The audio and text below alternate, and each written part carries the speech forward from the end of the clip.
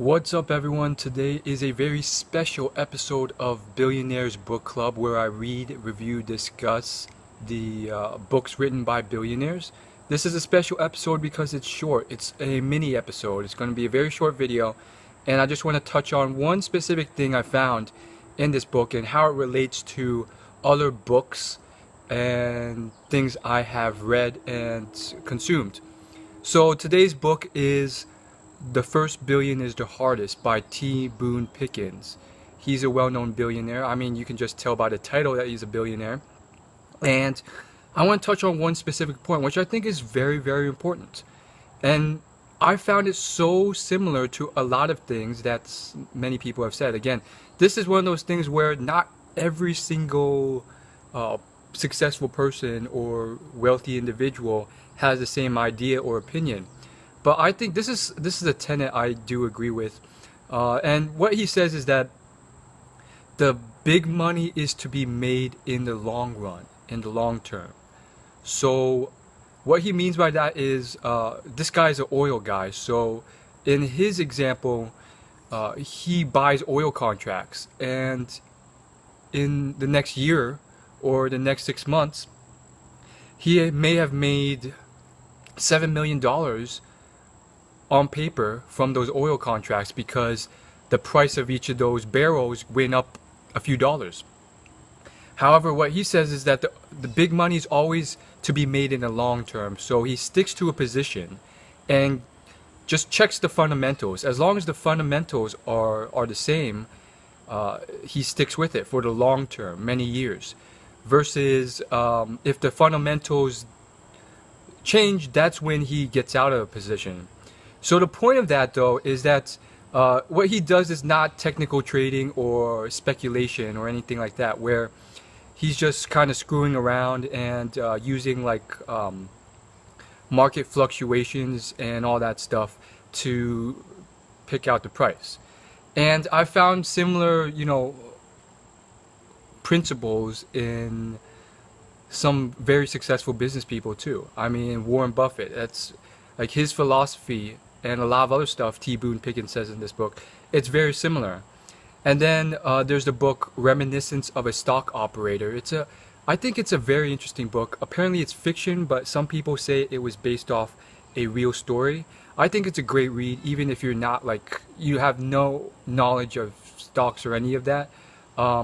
It can be a little confusing, but I think it's an interesting read nonetheless. But yeah, it's better off if you have some experience or knowledge on that.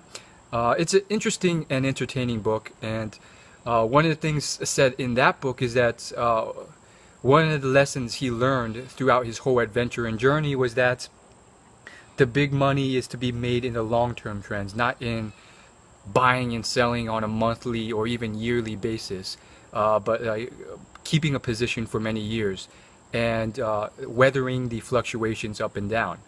So that's just very interesting in and of itself. And then if you just step outside of the stock market and just look at business people in general, because the stock market, at the end of the day, it's ownership in businesses. So nowadays it's all this chatter about buy, sell, all these ticker symbols and numbers, but it really is down to businesses. So if you just look at the common principles and tenets that a lot of business people talk about, they will say similar stuff. And if you do look at some of the most successful businesses or business people who have made tremendous amounts of wealth, they have made that wealth by sticking to a trend for many years, decades. It's usually, just holding on to one company for a few decades.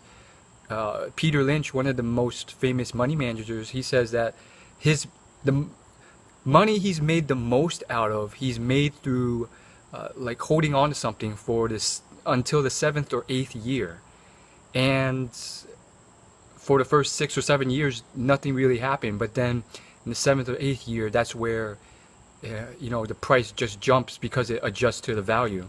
So it's just very interesting seeing these huge trends. I mean, there's a lot of examples. Just look at Bill Gates or anyone wealthy. Not everyone, but a lot of these wealthy individuals. How did Bill make his money? He kept his ownership of Microsoft stock And then he focused all his attention on making Microsoft the best company ever for the next few decades. So it wasn't about, flipping here and there and so forth. Now, is that like the only way of doing things? No, there's plenty of people who have made wealth in a lot of other ways. But I think, in terms of when you get to the $1 billion mark, and you start looking at the billionaires and look at the big money, the trends for a lot of these people, most of them, it comes from focusing in on one specific thing. Even outside of business, to the things that are, to the billionaires who are not really business, but kind of business, like Oprah Winfrey or George Lucas. How did they do it? Oprah focused on talk shows, and she focused on that, specific skill set for decades. George Lucas, Star Wars and Indiana Jones, making films. So you get the point.